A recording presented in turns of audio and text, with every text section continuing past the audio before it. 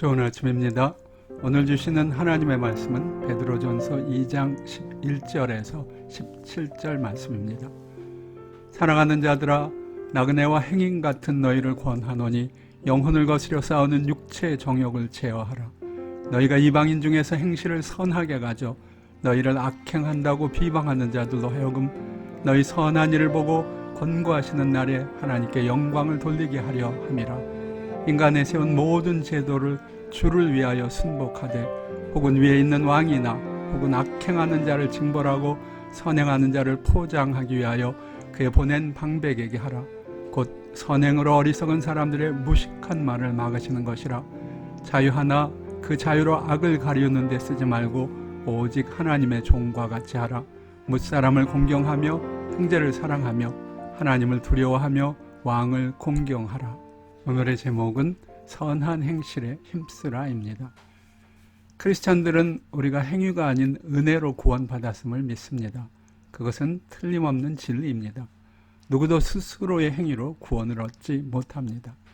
그러나 은혜로 구원받는다는 놀라운 진리를 누군가가 자신들의 잘못된 행위를 합리화하는 근거로 사용한다면 그것은 아주 잘못된 일입니다. 우리의 행위가 결코 우리를 구원에 이르게 할 수 없다는 것은 분명한 사실입니다. 하지만 그렇다고 우리의 행위가 아무런 의미가 없는 것은 결코 아닙니다. 선행은 선행대로, 악행은 악행대로 반드시 그 결과를 거둘 것입니다. 성경은 믿는 사람들에게 바른 생활을 할 것을 거듭 강조합니다. 크리스찬이 어떻게 사는가 하는 것은 매우 중요한 문제입니다. 크리스찬들은 선한 삶을 살아야 합니다. 그것이 선하신 하나님의 자녀된 증거이기 때문입니다. 크리스찬들의 선한 삶은 하나님의 기쁨이 되기도 합니다.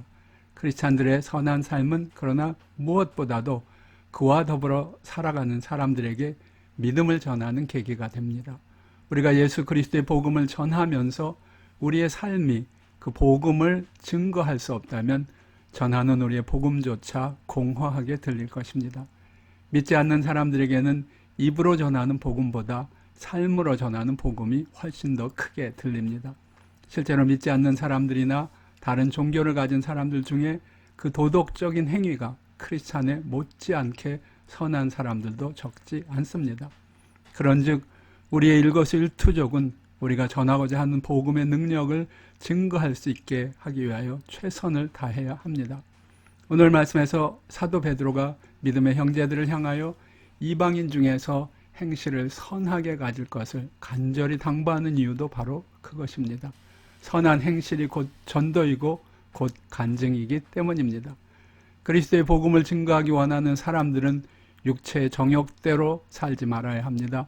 좋은 이웃이 되고 순종하는 시민이 되어야 합니다.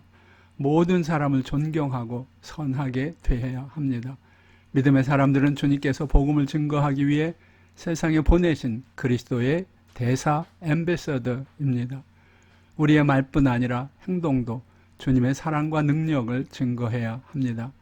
믿지 않는 사람들 앞에 선한 행실 없이는 결코 복음을 증거할 수 없습니다.